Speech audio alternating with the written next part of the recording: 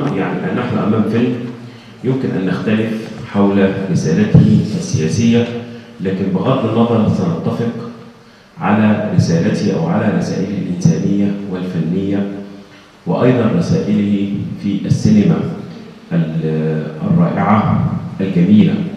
الفيلم مرة ثانية بغض النظر عن الإيديولوجية التي يريد أن يقدمها المؤلف وكاتب الرواية، يقدم لنا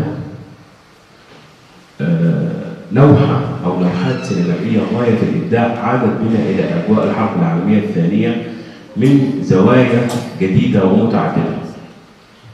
طبعا قبل أن أدخل إلى هذه الزوايا أشير إلى براعة المخرج والممثلين، وخاصة في الديكورات والملابس والاكسسوارات ومشاهد العمار المختلفة في القرية أو في المدن. كل هذا طبعا أشياء تمت من خلال الديكور المبني أو من خلال استثمار بعض الأمكنة في برلين القديمة وما إلى ذلك.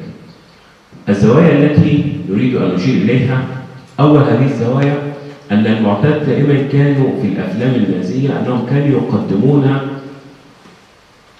ألمانيا أو الشعب الألماني كأنه متوحد كله خلف هتلر، وكأن الشعب خلف الزعيم، وكأن الكل في واحد. هذا هو المفهوم الفاشي أو المفهوم النازي الذي كان سائدا عن هتلر النازية. لكن الفيلم هنا يناقض ذلك ويقول أن هناك كثيرين كانوا غير منضوين للحزب النازي الألماني، مثل طبعا هانس الذي عاشت معه الطفلة.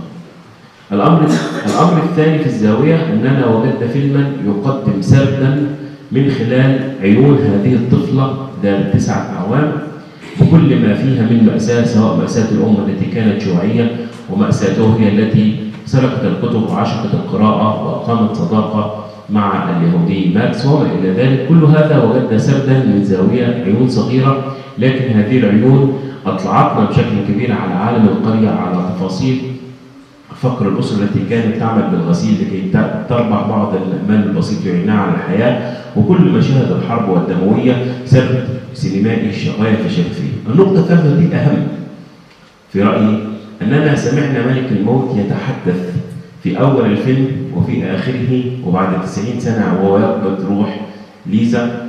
وجدنا ملك الموت يتحدث عندما تم قصف بيت هانز ومات زوجته ومات وودي ومات كل هؤلاء في القرية، وجدنا صوت ملك الموت. وهذه النقطة نقطة جديدة، أن تجد سردا يقدم عبر لسان ملك الموت. وطبعا السرد هنا غاية في الرقي، لأنه كان ما يسمى السرد الاستشرافي المستقبلي، يقدم المستقبل في حياة ليزا بعد 90 سنة، ويقدم حياتها في الماضي مع أمها ووالدتها، ويقدم جوانب مختلفة. حتى النقطة الرائعة قبل القصف ملك الموت يتحدث ويقول ينظر إلى الزوجين هانز وزوجته ويقول إنني في هذه الأحسن أشعر أن هانز يحلم بكذا وزوجته تحلم بكذا، ثم يحدث انفجار ونرى الجثتين ممددتين. قضية غاية في الجمال. طبعا أنا أشير هنا إلى رواية ساذجة عن ملك الموت اللي هو نائب عن عزرائيل يوسف السباعي، رواية ساذجة ويتخيل عن ملك الموت مش عارف أنه رجل وسيم هنا يتعامل مع الموت بأنه بشفافية، يتخيل أن هذا الملك طبعا يتحرك مع كل الناس وفي كل الكوارث ويرى كل شيء. الفيلم طبعا فيه رسالة واضحة، هو يتصل قضية اليهود من زاوية أخرى. طبعا لا شك من حق اليهود أن يدافعوا عن قضيتهم وعن مأساتهم، إذا كانت هناك مأساة، وطبعا كانت هناك مأساة ولكن مأساة محدودة قياسا بباقي الشعوب.